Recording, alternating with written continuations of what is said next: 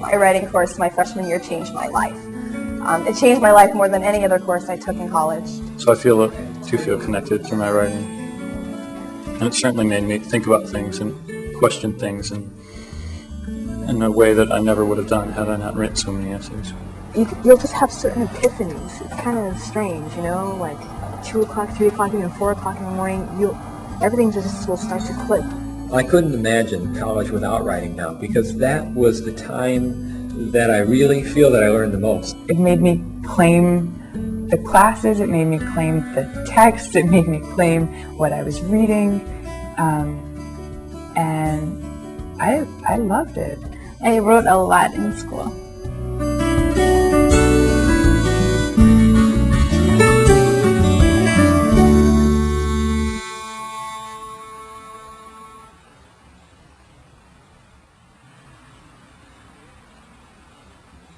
I won an award for Essay of the Year at my high school.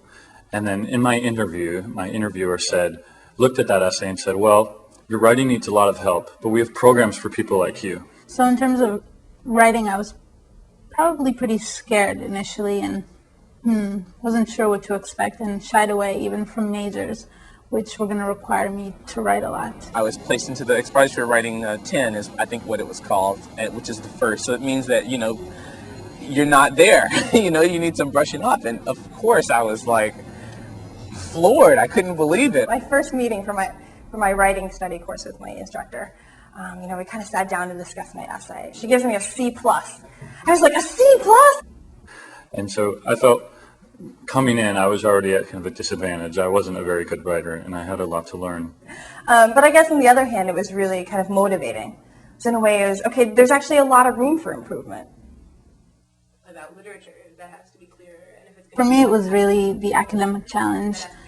It was like every student here, how could I possibly have gotten in first? And then second, no, really, I don't even speak English. How could they possibly have let me in? We sort of bring them into this world, at least at first somewhat naked. They haven't really done this before, and asking them to conduct themselves like academics. That's difficult. That's a challenge. I came in as a pretty shy student in terms of what I was going to be willing to contribute to my sections, and then through the writing, I felt a lot more comfortable talking about the issues. One of the biggest struggles that I had freshman year with writing was in using sources in a very specific way. So I spoke in these vast generalities, and sometimes I just completely wrong, which is 2 no-nos in one. But gradually I learned to pick small parts of a book or small parts of an idea and to really focus on that and say what I meant.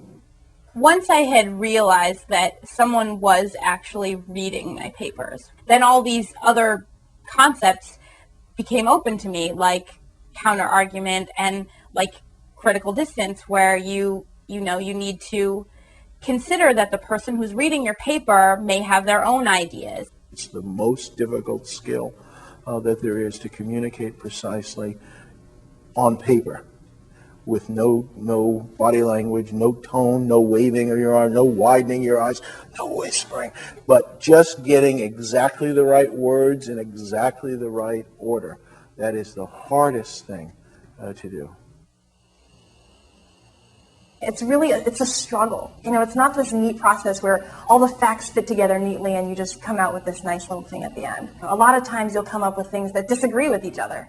You'll come up with a complex source that seems fully credible, that supports your opinion, and then another one that doesn't at all. It was very hard learning how to put an argument together that was founded in examples that people could follow, that had some kind of logical progression to it.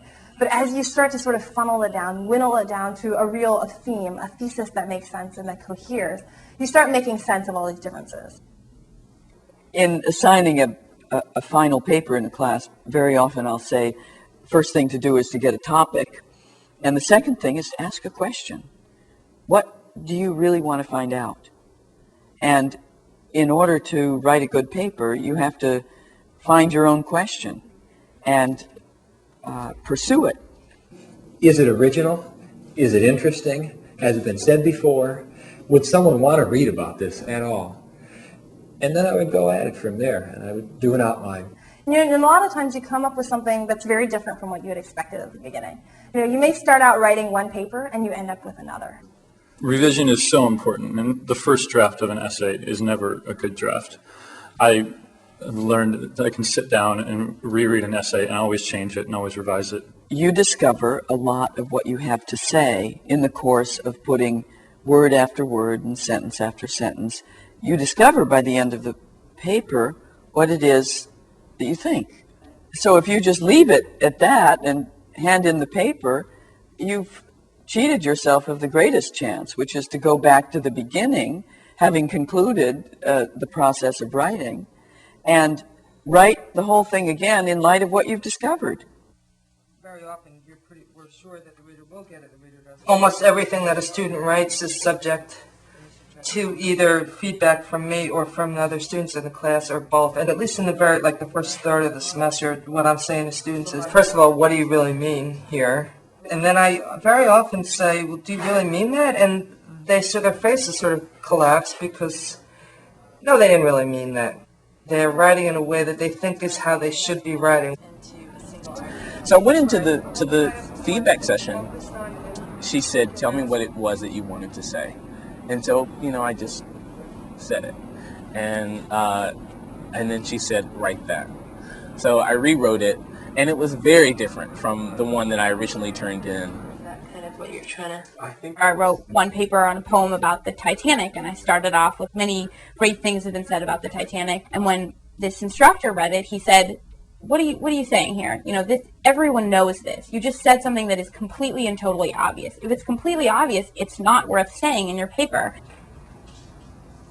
One of the things I wanted to teach in the classroom was not only how to write papers for me, but how to write papers for each other. And we pre-circulated the draft, so all the students read each other's work. And I think they, in fact, work harder when they're writing for each other. I would get back constructive comments and questions that made me think rather than give up or say, this is overwhelming. He basically said, I think you can try something harder. Make it more interesting for yourself. Pick the thing that you actually care about and is hard for you. Pick the part that's really hard. Pick what doesn't make sense and write about that. Have more guts, basically. Well, I always tell students that criticism is a two-way process, that they're not simply supposed to take the criticism and fix it. They're supposed to think about the criticism and think about it in the context of what choices they made. You can even argue with the feedback. It's not just a correction process. It's also kind of a self-examination process. The first religion course I took in my department, in the comparative study of religion, it was a sophomore tutorial. And the first thing my head of department told us was question everything. When you read an article, what are the author's intentions? What's the author's background? Where do they want to take you? And could you look up those sources, and are they really there? Question everything. It's vital for them not to distrust sources, but to interrogate sources, and that can only be achieved by reading them with great care.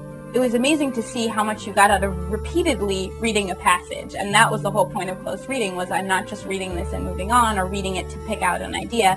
I'm stopping, I'm reading it, looking for clues, reading it again, looking for more, reading it again, looking for another level of understanding. The problem with the piece of evidence ought to be, is very often very useful as part of your argument. The best document that I ever wrote was my senior thesis. I wrote about wheat on the Great Plains, and I wrote about how wheat was important in settling the Great Plains.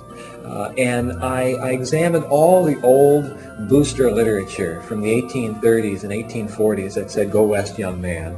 And I read through those things, and I saw this theme of wheat appearing again, almost like a religious gospel. And then I remembered back to my own Catholic upbringing and how we would sing in church about "unless a grain of wheat may fall." And I started to turn these ideas over in my head, and I said, there's something here. And then I looked at the way railroads were set up and the way the transportation corridors were built onto the plains and how they were built around wheat and in making it easy to get this commodity to market.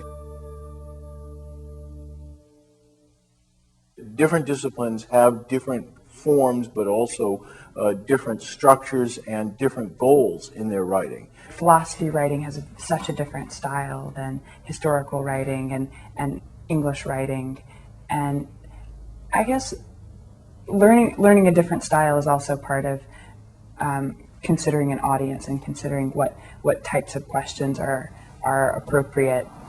I remember the first scientific paper I ever turned in, it was like 10 pages long. And like when I got it back, most of it had just red lines all through it. You need to really work on being terse, precise, exact, but still at the same time conveying everything that you need to. I have many times encountered students who have the idea that you don't need to be much concerned about writing if you're a scientist because it's just cut and dried and all the rest. And of course, then I disabuse them the best I can of that notion, largely by preaching and by pointing to them writings by outstanding scientists and remarking how the influence of this scientist was particularly great because he was so effective as a writer and a speaker. I think the most important role that writing played in my undergraduate education was giving me ownership over what I was studying. You really take whatever you've been working on and you make it your own and you think of something interesting within it, and it does sort of feel like maybe you're the first person to think that, or maybe you're the first person to think of it in this particular way, and there's something very exciting about that. It's yours to keep, and it's your it's your right, as it were, to take this idea and to explore it. And if you do it well, then you can hold it up afterwards and say, I think this is a reasonable argument. It's up to you now to prove that this is not reasonable or that this is wrong. I took many courses where conversations and the lectures were really, really great, but you forget those over time. Whereas when you put things on paper, you can go back to them all the time and look at them and remember issues that really moved you or that really interested you, and essentially you kind of engrave your thought. Writing puts students right in the middle of their own liberal arts education. It asks students to confront opposing points of view, to be able to move from having an opinion to having an idea, and to understand why you care about that idea. That seems to me what the goal of liberal arts education is really about. The best piece of advice I learned when I give to my students is, when you're writing, always wear socks. Writing is so lonely and difficult and challenging, so you should make yourself as comfortable as possible. Everyone who writes understands you don't know what you think until you write. The part I really enjoyed was being able to get to that, what feels like core, and being able to fight with it and commit it to paper. Sometimes I couldn't quite do it, and for example, yesterday I was working on my master's thesis and I just got to the conclusion and said, I just can't write this right now. And then this morning I woke up early in the morning and I sat back down. I got into a rhythm and I got through it. It was almost a dynamic process. In some ways, something that's coming from you, but at the same time, there's almost something that can push back against you, you can react to, and that then turns around and shapes you, which is a pretty amazing process.